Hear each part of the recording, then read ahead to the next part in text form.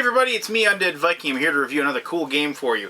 The game I am reviewing today is called Trekking the National Parks. Now, originally when I got the email asking me if I do a review for this game that said Trekking the National Parks, I was like, sweet! So like James T. Kirk and Leonard Nimoy and all those guys, they're going to be running around some national parks. Oh, well, no, actually, it isn't that at all. But regardless, this turned out to be a pretty cool and fun game that my daughter and I actually have been enjoying a lot about.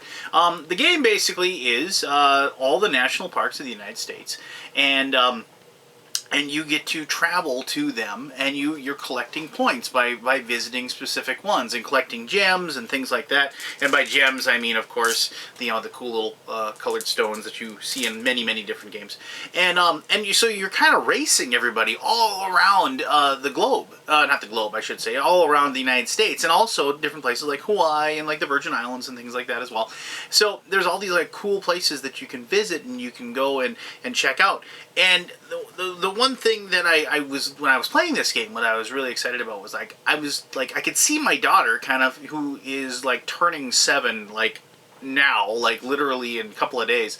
I was sitting there and I was realizing that this was something that she was seeing, oh wow, so that's where Texas is, that's where this is. And so I was like, wow, she's actually like, not only is she like having fun playing a game with her dad, but she was actually kind of learning something about geography and learning something about, the nation that she lives in. So I was really jazzed to play this game with her, and we even got Mom to play it a couple of times, which, is pretty rare. If Becca plays something, then it gets a big thumbs up from our family. But regardless, let me show you how to play Trekking the National Parks so you can check it out for yourself, and then we'll come back here and I'll tell you exactly what I think about the game, and then you can figure out if this is something that you want to get for you and your family or gaming group or what have you. Alright, so cool. Trekking the National Parks. And then I like the bear. I do like the bear. So, or as my daughter would say, because she's taking Spanish as a second language in class, oso. I shouldn't say Spanish as a second language. Spanish immersion, I should say. Oso, she says. Look at the oso, Dad. Look at the oso. And I was like, first I understood, I was like, what? Oh, a bear. Alright, this is the super cool board for Trekking the National Parks. Just quickly going to show you the different things of what's going on so you can kind of tell how to play the game. Obviously this is the starting location. I've set up a 3-player game.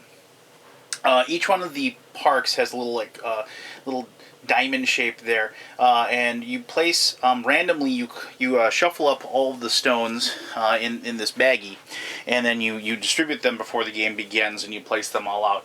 It's important that the stones you can collect when you land on them, and it's important to collect those because at the end of the game you can earn bonus points like for the most green stones, most red stones, and so on and so forth, and you can gain those. So that's one of the things that you'll be doing. Also, collecting all the stones and getting them off the board is one way that the game can end.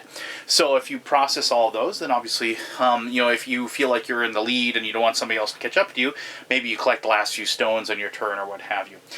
You move about the board by traveling these little paths. The number on them indicates the number of card value that you have to actually get rid of. And I'll explain that to you when I explain the different actions. You'll notice that there's these airport spots. When you land on there, you can immediately go to one of the other airports. So you can use those to kind of get around the board quicker when you go to those airports. And you'll notice there's an airport here at the start spot as well. So the way the game works is that the number of cards equal to the number of players plus 1 of the national parks are distributed over here. And you only distribute a certain number of the cards. There's tons of national parks, but you're only going to be using so many. In the case of a 3-player game, you only have 16 of those, but you can see there's this big giant stack, and even if you play with the full complement of 6 people, you won't use all of these national park cards. And you'll notice that these national park cards, they have like a location here, Hawaii, and here it says Hawaii, and it's number 2, so you can kind of see the earlier the number, the further to the west it is, and they move over. But then you can see that there's these symbols down here, and those are the types of cards that you have to give up to be able to claim the park, and then it has a number of points that it's worth at the end of the game. You also, each person will be given a deck of 5 of these Trek cards. I grabbed one too many. And you have these cards. You'll notice these cards have a number on them. That's the number that I was referring to, how you move around the board. And so if you, on your turn, say you wanted to move from the starting location to the Rocky Mountains, and you could collect this token there. There's a 4 there. So what you'd have to do is you'd have to discard cards equaling 4. So you could discard, say, like, you know, the 3 and the 1, and you can go. Or you could discard, well, you could discard the 2 and the 1 and the 1, like that. And so it equals 4, and that would enable you to travel down that path to move over into that spot with the Rocky Mountain. You can't go over. You have to match the number that is exact, that matches the number. So you couldn't, like, say, get rid of, like, say, a 3 and a 2 equaling 5 and say, I'm going to take that's 4. You can't do that. You can, however, you would be able to take that one as far as the 5 goes to get from the start location to Mesa Verde over here. Now, you don't have to go spot to spot. If you wanted to actually move, well, you could discard, you could get rid of your entire deck. So like I have 1, 2, 5, 7, 10. So let's say we wanted to move a ton in a movement. So like a 10 move, we could go from here to the Rocky Mountains, to over the Yellowstone, over here to the Great Basin. That's 4 plus 3 plus 3, 10. You could move like that. However, the difference is that you can't collect these stones along the way. You have to actually stop and hit those spots to collect those stones. Now, that's one of the actions you can do. There's 3 actions possible that you can do in your turn. And you can only do 2 actions on each turn. One is a move, and you can do multiple. One is move, like I said. So you could, like, spend 4 to move here, pick up that one, spend 3 to move that one. That would be your two actions. Another action you can do is you can just draw another Trek card. You can draw the one off the top of the deck, or you can take the one of them that is located over here. So if there's a specific one here that you think you could use, you can draw that. And remember, you could draw twice, but that would be your 2 actions. You can also claim a park card. So, like, let's see, like, we have Mount Rainier, you know, and it's got 2 boots on it. So we don't have 2 boots, so we can't really do that one. But Acadia in Maine, it has 3 forests and a boot. So let's say our person got up here to Acadia, and that they were sitting there on their turn. They've collected that stone. They have that collected.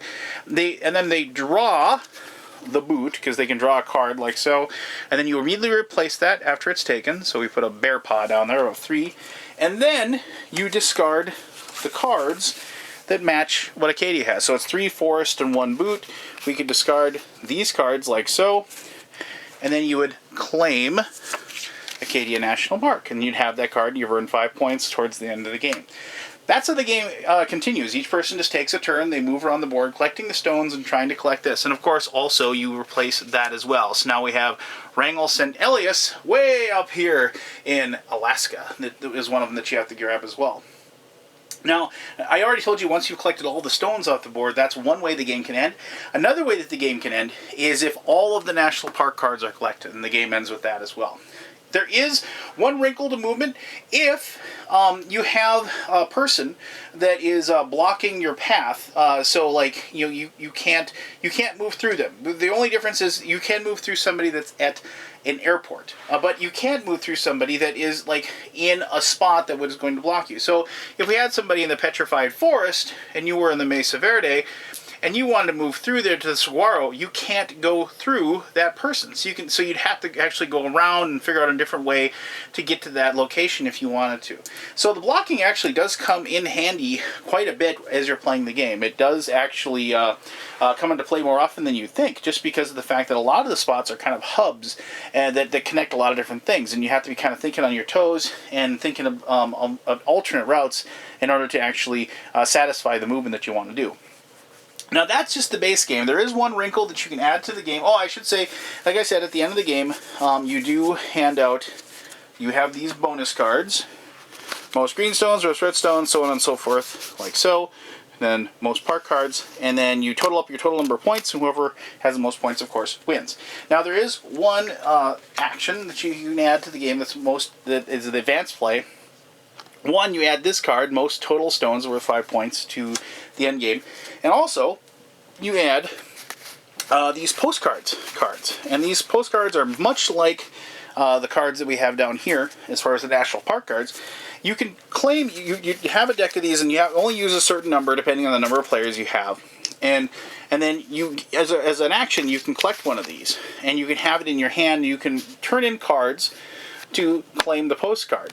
Now, and you can gain the bonus points at the end of the game for having the postcard. Now, the clincher to it is the fact that you need, if you can, and you can collect as many of these as you want. You can take an action to collect these over and over again. But if you don't actually claim these before the end of the game, whatever point value they're worth negative points at the end of the game. So any cards, any of these postcards you still have in your hand at the end of the game won't help you at all, and actually they'll hurt you a great deal. So, and that's like just a little more an addition to the game that you add. After I played it the first time with Basic, we threw these in, and we always played with them after the fact. I do like the fact that I think you should play with these just because it's another way to score points. So if you kind of get stuck where other people are getting all the national park cards and you can't get it, there's an alternative method of you actually being able to gain some points by not having to like be in the perfect spots or whatever if you're being blocked away from the national parks or whatever. So, I mean, there you go. I mean, like I said, the game isn't super, super difficult, but it is a lot of fun. It's a lot of fun moving the people around. It's a lot of fun trying to race people to get to the national parks and so forth. And it's always kind of fun to see what new national park is going to come over. And, like, you'll get one and like, say, like, here's the Joshua Tree or whatever. It's only worth 1 point, but, somebody just happens to be, at Joshua Tree, and it's their turn. It's like, yeah, I claimed Joshua Tree. So it's kind of, it has one of those fun little aspects to the game as well as far as the look of the card draw. And it's really enjoyable. I mean, I like I said, I played it a lot with my daughter, and she and I have been having a lot of fun with it. But let me tell you more about what I think about the game and as far as how it's played with my conclusion, and I'll do that right now. So here's the other thing my daughter mentioned about the game when she was looking at the cover. She was like, if that guy had a beard, that could be us, she said. And I said, well, I would probably pick you up and run very, very far away if we were that close to a bear. So, or an oso, as she would say. So, there you go. So now you know how to play Trekking the National Parks. It's not a really super tough game to learn. I like games like this. I mean, don't get me wrong. You see me review deeper, bigger, crunchier games as far as the rules go. So I really enjoy those. But when I want to play a game with my family or with, I don't know about you, but I have kind of my gaming group that's like light, and I have my gaming group that's heavy. And luckily I have both spectrums. And so when I want to play a light game, I can do that with my friends. And my family, for that matter. And so I really, as I said, enjoyed the aspect of like trekking around the nation. When I was a young kid, my mother and my stepfather worked for a company that sold recreational vehicles, and so for our vacation that we took every year, sometimes during the summer, sometimes during the school year, things like that, he would always just get to rent an RV that pennies through the company. And we'd get on an RV and we'd travel around, and we were part of a campground community and things like that. And we really, really enjoyed it. And we had a lot of fun driving these motorhomes, so these Winnebagos, if you will, across the country. And the cool thing was, I remember, and I'm getting away from the game here and I'll come back, but I had I had a baseball hat. And I have it somewhere still. There was a patch of the United States on it, and every time we traveled through a state, I got to color one in with these like cool felt tips pens that I had. And I never got, there's a couple of states I missed, but I pretty much got to all of them. I haven't been to Hawaii or Alaska, so those don't really count. But as far as the continental states, I've been in pretty much all of them, so I think that's pretty neat. But regardless, what I really like about the game, I like the fact, as far as like the actual rules go on, strategy goes, I really like the aspects of blocking. You can see where people want to go and you can get in their way. I do like that. I always kind of hate games when you're racing against somebody and there's nothing you can do to stop them. All you can do is just do better yourself. But in this game, you actually can, position yourself in places that'll actually screw up what other people can do. And plus, as far as like the whole process of the race, using these Trek cards to like determine where you can go, the fact that you need them both to move, and also you need them to actually, collect these cards because of the symbols underneath. I like that. I like the fact that they're your basic resource. They're your most important resource of the game, and you have to balance the usage of it. You have to figure out a way, like, okay, I need to get to that park, and I'm going to need, like, let's just say here, I need, these canoes, and I need a tree, and, it's worth 5 points. Big card. So I can't use my canoes and my trees to get there. I need those left over, for when I get to that spot. And I enjoy that. What I really enjoyed was I really enjoyed watching my daughter kind of figure that out, as she was playing it. For me, it's like it's pretty standard. I played enough games that I know, okay, I got to make sure I save my canoe or whatever. But for my daughter to actually sit there and think, oh, geez, I need to draw another card because I need a different card than the one that I have, so I can get that card there. And I really started digging on the fact that, like, we've kind of removed ourselves from the world of Candyland, and I've kind of moved into these like introductory kind of Euro-ish games, and I dig that about the game. I mean, other than that, the game looks really, really cool. I mean, I like the fact that it's kind of a curved globe, even though the state I live in, Minnesota, got kind of twisted around, and also my birth state of North Dakota also got kind of twisted a bit.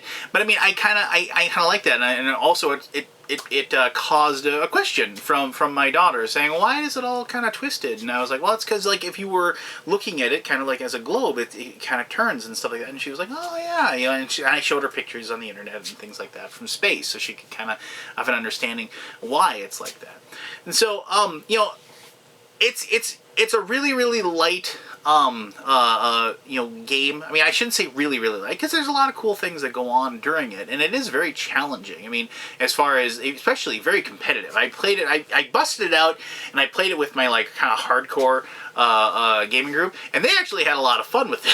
And people were very, very competitive, and very, very, the blocking tactics really came into play a lot during that one, trying to, like, screw up another person's plans. I mean, because you could kind of tell, like, the most direct path obviously isn't always the easiest, and because of the cards that you have. And also, it's like, if you can block that direct path, you're forcing people to use up their cards to kind of go around you and get to the spot that you want to use.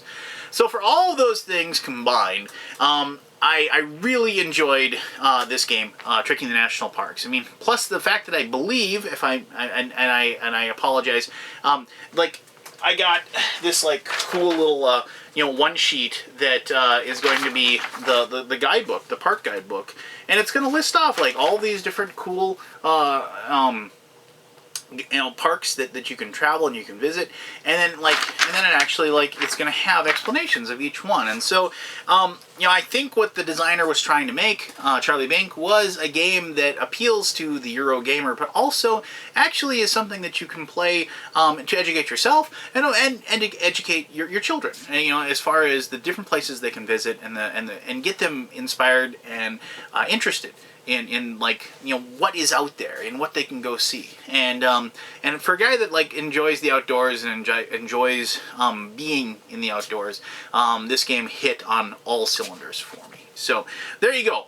This is Trekking the National Parks. I invite you to go check out the Kickstarter page. You can go ahead and learn more about it. If you have any questions about the game, I'd be happy to answer those. Just go ahead and send me an email at undeadvikingvideos@gmail.com, or post a comment on this video either on Board Game Geek or on YouTube or whatever, and I'll try to get back to you as soon as I can. And I'm sure the designer will be happy to answer any of those questions as well. So, until the next time that you watch a video, thank you very much for taking the time to watch this one, and you have yourself one heck of an awesome day. Alright, bye-bye.